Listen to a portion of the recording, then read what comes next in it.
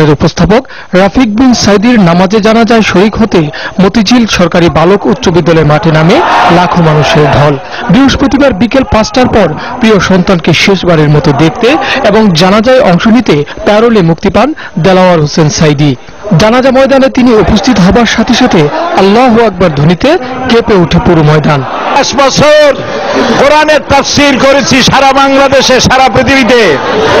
আমাকে বানানো হয়েছে যুদ্ধ অপরাধী, আমাকে বানানো হয়েছে চোর, ডাকাত, হত্যাকারী, ধর্ষণকারী।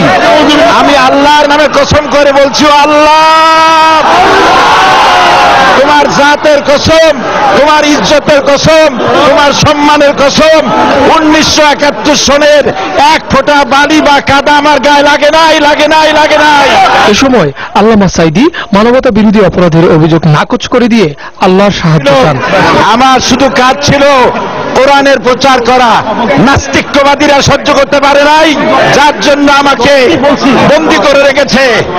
আমি শাহাদাতের তামান্না করি, আমি শহীদ হতে চাই, তবে চোর, ডাকাত ইত্যাদির বদনাম নিয়ে মরতে চাই না। পরে ছেলের জানাজায় নিজেই ইমামতি করেন তিনি। রফিক বিন সাইদির জানাজায় অংশ নেন 18 দলীয় জোট সহ বিভিন্ন সামাজিক সংগঠনের নেতারা। এ সময় তারা শোক সন্তপ্ত পরিবারের প্রতি সমবেদনা জানান। এটা একটা নির্মম হত্যাকাণ্ড। যদিও উনি মৃত্যুটা স্বাভাবিক মনে হচ্ছে, কিন্তু যে ঘটনার আবহে উনি মৃত্যুবরণ করছেন, একটা পরিবারকে শুধু আদালতের কাঠগড়ায় দাঁড় করানো হয় নাই, মূলত তার একজন মহৎ মানুষের চরিত্র হরণ করা হয়েছে। এই মৃত্যুতে গভীরভাবে শোকাহত এবং আমরা চাই এই ছেলের বাবা, মা এবং আত্মীয় স্বজন যাতে এই শোককে শক্তিতে পরিণত করুক। দেশের ওলামায়ে কেরাম এ সময় তার মৃত্যুতে দুঃখ প্রকাশ করেন।